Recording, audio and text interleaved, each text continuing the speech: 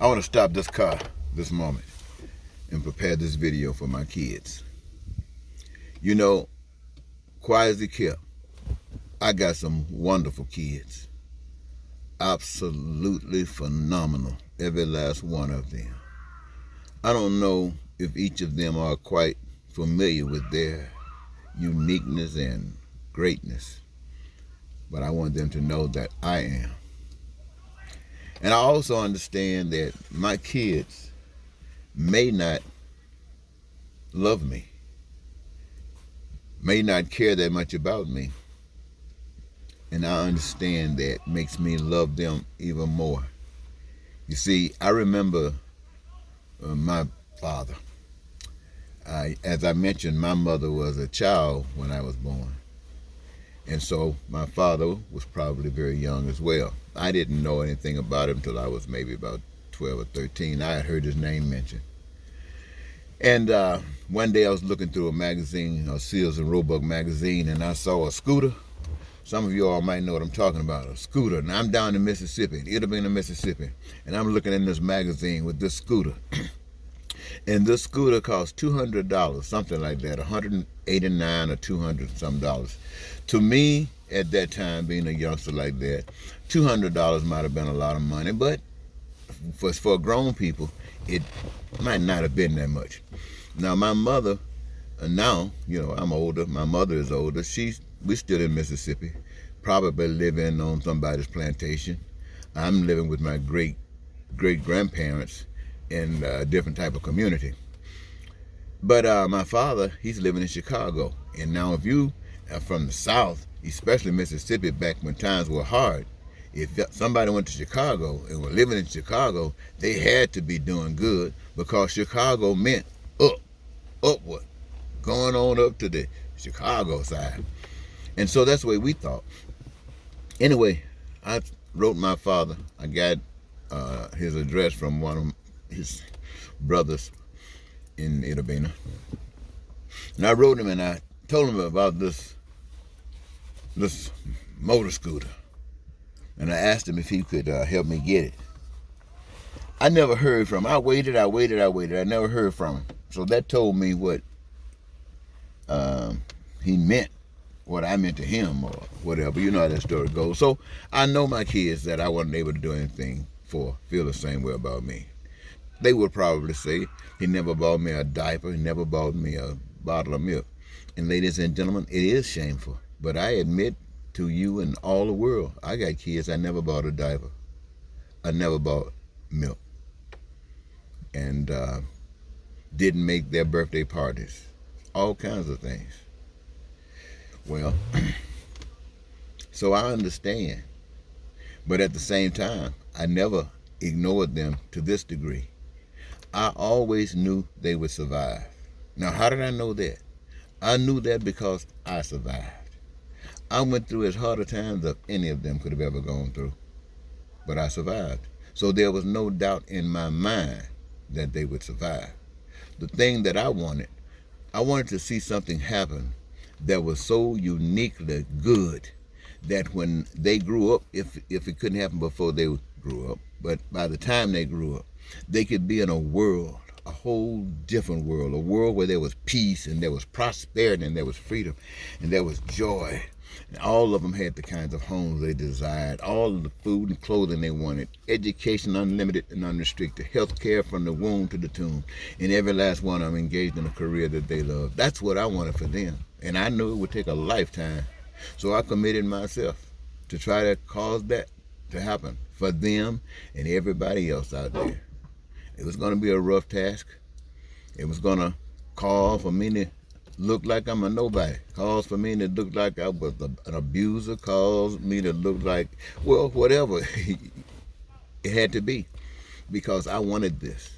And I wanted this not just necessarily because, maybe it was, but to me, this is how I understood God.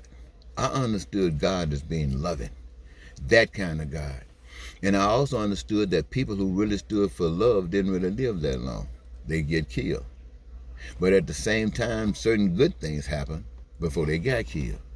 So I don't really plan on living that long. Never did. I'm shocked.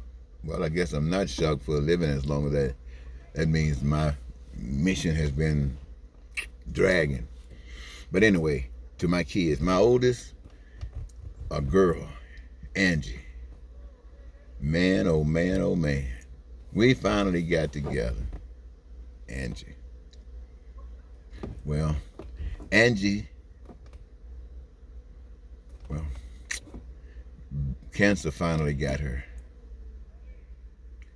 All of the information that could have been made available to cure that kind of stuff, but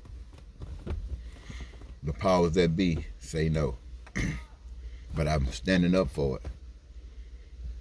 Marcus, that's my oldest boy. Marcus, Marcus and I used to look so much alike. We used to kind of act alike sometimes. I think I made Marcus really angry one time, though, because Marcus is ambitious as well.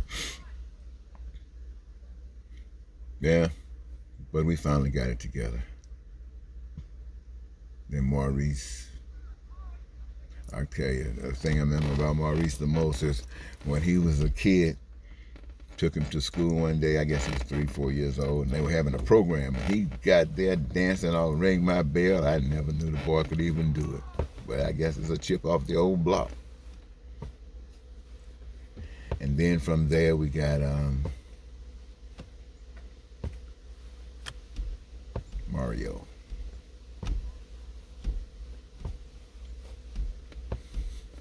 Mario tells me, Dad, we just alike.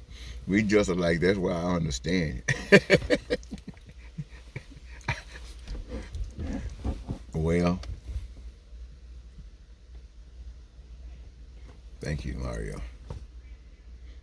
Then there's Bernard. Bernard is my namesake. He's shy as can be, but he's bold and daring when it's called for.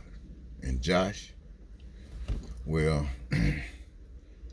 Josh, he became the singer. He could get some musical skills, but I can understand, how can they be my kids? They so bashful, man. But, well, these two are. Angie wasn't. Maurice isn't. Marcus a little bit shy. Yeah. Mario, I don't think so.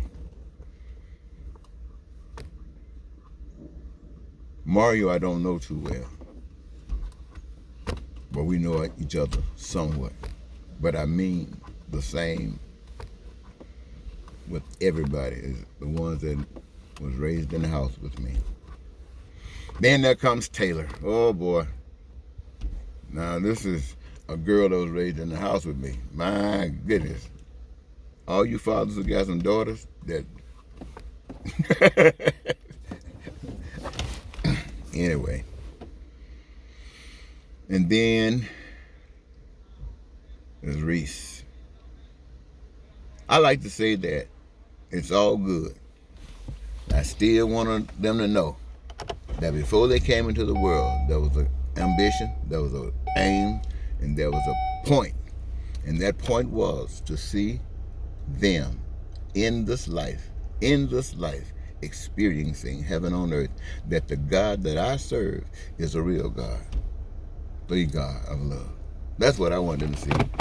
Now, if they can survive, and by the end of their lives, or before their lives are ended, they get that from me, then I'm satisfied. I'm truly satisfied. I know they'll love me then. They'll say, that was my dad, y'all. Anyway, ladies and gentlemen, I think I got another son.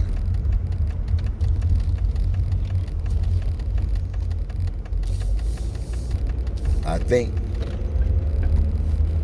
I got another son.